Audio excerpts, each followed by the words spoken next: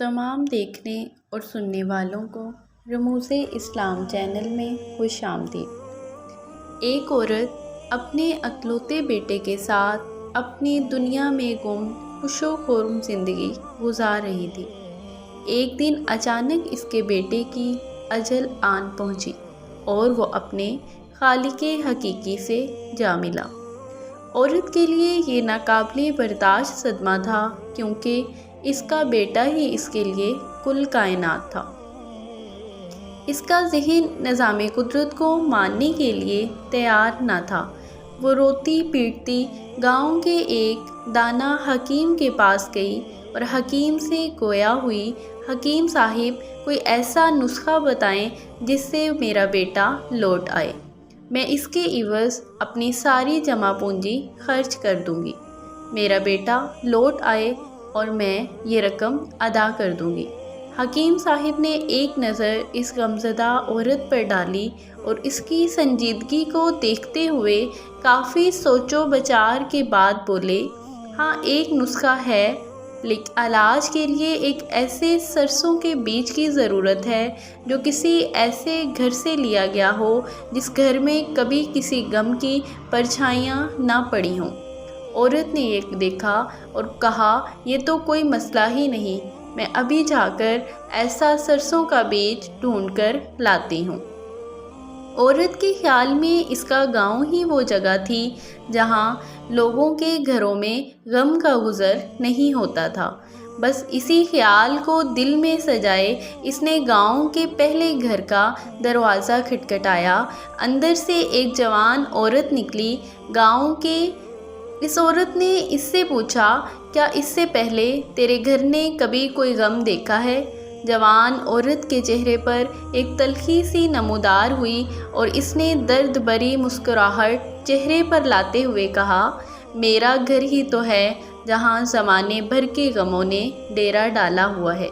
خاتون کا کہنا تھا، سال بھر پہلے میرے خاوند کا انتقال ہو چکا ہے۔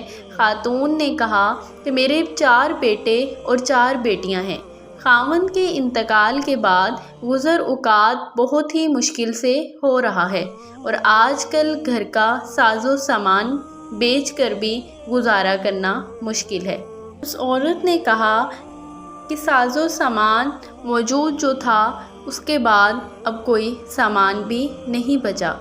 جوان عورت کی داستان اتنی دکھ بھری اور غمگین تھی کہ وہ عورت اس کے پاس بیٹھ کر اس کی غمگساری اور اس کے دل کا بوجھ ہلکا کرتی رہی، اور جب تک اس نے جانے کی اجازت مانگی تب تک وہ دونوں سہیلیاں بن چکی تھیں اور دونوں نے ایک دوسرے سے دوبارہ ملنے کا وعدہ کیا، اور رابطہ رکھنے کی شرط پر عورت اس کے گھر سے باہر نکلی۔ مغرب سے پہلے یہ عورت ایک اور خاتون کے گھر میں داخل ہوئی جہاں ایک اور صدمہ اس کے لیے منتظر تھا۔ اس خاتون کا خاوند ایک خطرناک مرض میں مبتلا تھا، گھر پر ہی صاحب فراش تھا۔ گھر میں بچوں کے لیے کھانے پینے کا سامان نہ صرف یہ کہ موجود نہیں تھا بلکہ یہ بچے اس وقت بھوکے بھی تھے۔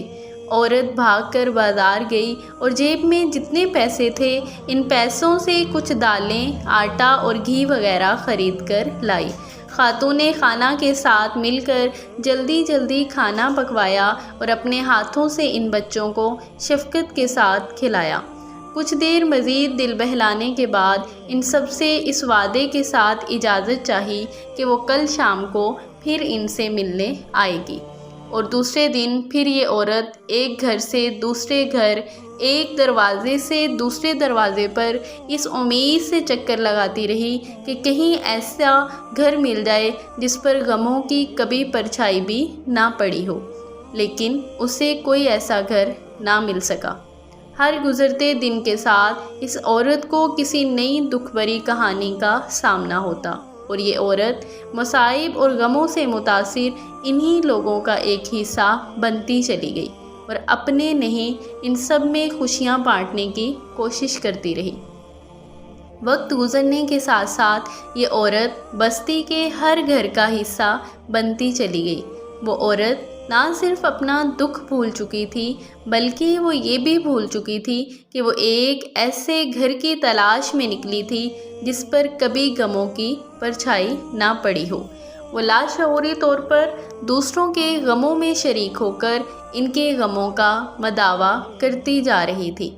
بستی کے حکیم صاحب نے گویا اسے اپنے غموں پر حاوی ہونے کے لیے ایسا مثالی نسخہ تجویز کر دیا تھا جس میں سرسوں کے بیج کا ملنا تو ناممکن تھا مگر اپنے اکلوتے بیٹے کی موت کے غم کو بھولنا ممکن تھا، اور یہ اس لمحے ہی شروع ہو گیا تھا جب وہ بستی کے پہلے گھر میں ہی داخل ہوئی تھی۔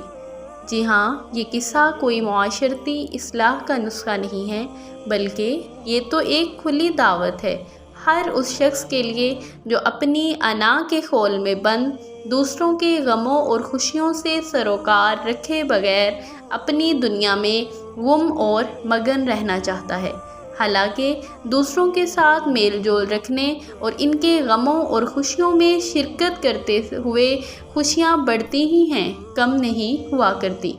یہ کہانی بتاتی ہے کہ آپ کا یہ معاشرتی رویہ آپ کو پہلے سے زیادہ خوش اخلاق انسان بنا دے گا۔ دوستو، کسی کی خوشیوں میں شامل ہو کر اس کی خوشیوں کو دگنا کیا جا سکتا ہے، لیکن یاد رکھیں غم میں شامل ہو کر اپنے غم آدھے رہ جاتے ہیں۔ ہم امید کرتے ہیں کہ آپ بھی دوسروں کے غم میں ضرور شریک ہوں گے۔